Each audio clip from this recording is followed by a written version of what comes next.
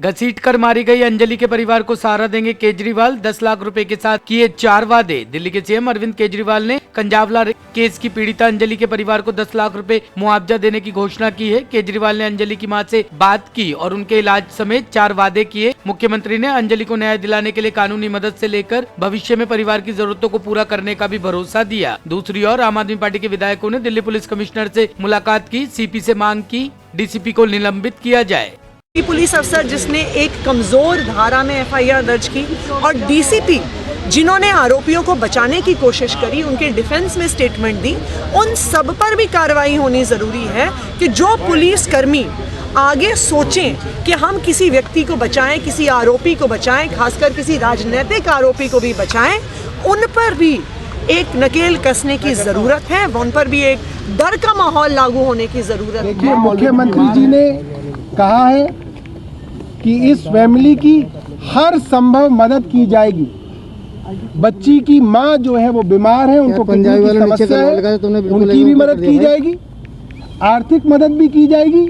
और मुख्यमंत्री जी ने प्रोसिक्यूशन डिपार्टमेंट को ये कह दिया है, दिल्ली का सबसे बढ़िया क्रिमिनल लॉयर उस लड़की को दिया जाएगा, ताकि अगर पुलिस की कुछ कमियां भी हों तो उस कमियों को जो है हम पार पा सकें। मगर एक बात मैं आप सभी क्राइम के रिपोर्टर्स को कहना चाहता हूं, एक बार एफआईआर को कमज़ोर कर दिया जाए तो हाई कोर्ट हो या सुप्रीम कोर्ट हो, उसको फिर कोई ठीक नहीं कर सकता। और ये काम जो है कल उन अफसरों ने किया, एक बच्ची की एफआईआर को, जो बच्ची आज दुनिया में नहीं है, उसकी एफआईआर को इस तरीके से कमज़ोर किया, 15 घंटे तक पोस्टमार्टम को डिले किया, कई 15 घंटे तक तो एफआईआर डिले करी, पोस्टमार्टम तो 36 घंटे से ज़्यादा उन्होंने डिले किया। और इसका कोई जवाब है नहीं कि क्यों ऐसी लचर एफआईआर इतनी डिले के बाद की गई और क्यों पोस्टमार्टम को इतने देर तक डिले किया गया, क्यों उस बच्ची की माँ को उस बच्ची की बॉडी की शिनाख्त नहीं कराई गई, क्यों आईओ ने उस बच्ची की मां से कोई संपर्क नहीं किया, क्यों बच्ची के पूरे के परिवार को अंधेरे में रखा गया। इसके अंदर एक बात का इंडिकेशन बड़ा साफ है कि जो लोकल पुलिस थी वो मामले को दबाने का हर संभव प्रयास कर रही थी। बड़ोदरा में बड़ा हादसा, रेनोवेशन के दौरान गिरा 2 मंजिला मकान, 3 लोगों की दर्दनाक मौत। गुजरात के बड़ोदरा जिले में एक 2 मंजिला मकान गिर जाने से 3 लोगों की दर्दनाक मौत हो गई। बताया जा रहा है कि जिस वक्त यह हादसा हुआ उस समय मकान के रेनोवेशन का काम चल रहा था। जानकारी के मुताबिक हादसा बड़ोदरा जिले के करजन नगर के एक गांव में हुआ है। मरने वाले तीनों शख्स पेशे से मजदूर थे। घटना के बाद बचाव अभियान चलाते राहत कर्मियों का एक वीडियो भी सामने आया है। इस वीडियो में देखा जा सकता है कि मकान ढहने के बाद घटनास्थल पर काफी मलबा जमा हो गया है, जिसे जेसीबी मशीन की मदद से हटाने की कोशिश की जा रही है। हादसे के बाद वहां काफी लोगों की भीड़ भी लग गई है। हल्द्वानी में मुसलमानों को बेघर किए जाने पर भाजपा पर भड़के ओबीसी। उत्तराखंड के हल्द्वानी में रेलवे स्टेशन के पास बनी अनाधिकृत कॉलोनियों पर बुलडोजर चलाने की तैयारी कर ली गई है। कई मकानों पर अब तक रेलवे का बुलडोजर चल चुका है। नैनीताल हाईकोर्ट के आदेश पर अतिक्रमण हटाओ अभियान शुरू किया गया है। वहीं इसके विरोध में लोग सड़कों पर उतर आए हैं। करीब 70 एकड़ जमीन पर 4300 से अधिक परिवार रह रहे थे।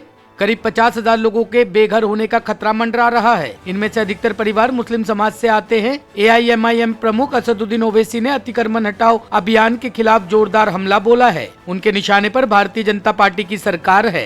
एक बात सुनिए, जब दिल्ली में इलीगल कॉलोनीज को मोदी सरकार रेगुलाइज करती है, दिल्ली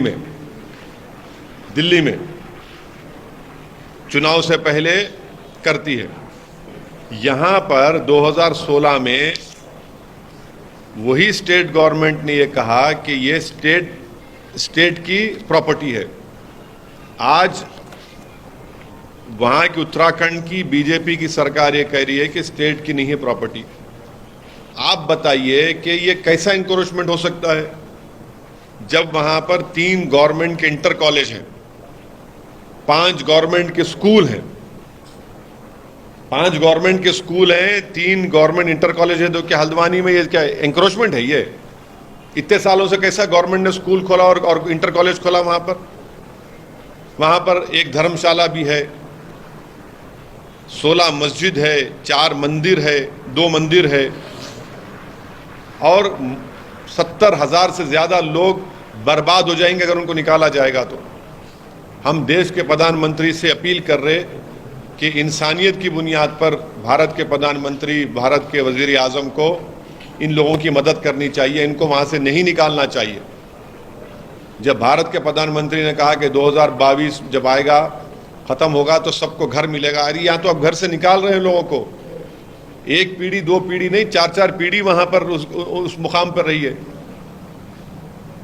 जब दिल्ली में मोदी सरकार इलीगल कॉलोनीज को रेगुलाइज कर सकती है, तो यहाँ पर उत्तराखंड की बीजेपी की सरकार क्यों नहीं मदद कर रही इन लोगों को? आप दिखाइए ना, क्यों नहीं मदद करना चाह रहे आप? ज्यादातर इसमें मुसलमान हैं, गरीब हैं पूरे, इनके सर से छत छीन लेना, ये कौन सी इंसानियत की बात है?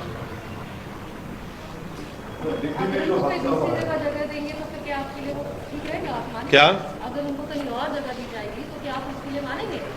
सुप्रिय, आप, हमारा पहला रिक्वेस्ट ये है भारत के प्रधानमंत्री से कि इन लोगों का बेघर मत करिए। ये बरसों से वहां पर रह रहे हैं, रो रहे हैं, औरतें रोड पर बैठी हुई हैं पिछले 4 दिन से। कंटिन्यूस हमको फोन आता है, मैसेजेस आते हैं कि 4 दिन बाकी हैं, 5 दिन बाकी हैं, हम क्या करेंगे, हम वहां पर कहां जाकर रहेंगे, हम लोग किधर जाकर रहेंगे? अरे आप इनको इंसान के तौर पर देखिए भाई, इनकी मदद करिए। अगर सरकार चाहे तो बहुत कुछ कर सकती है, इनको आप बेघर मत करिए। ब्यूरो रिपोर्ट, टीम तफ्तीश न्यूज।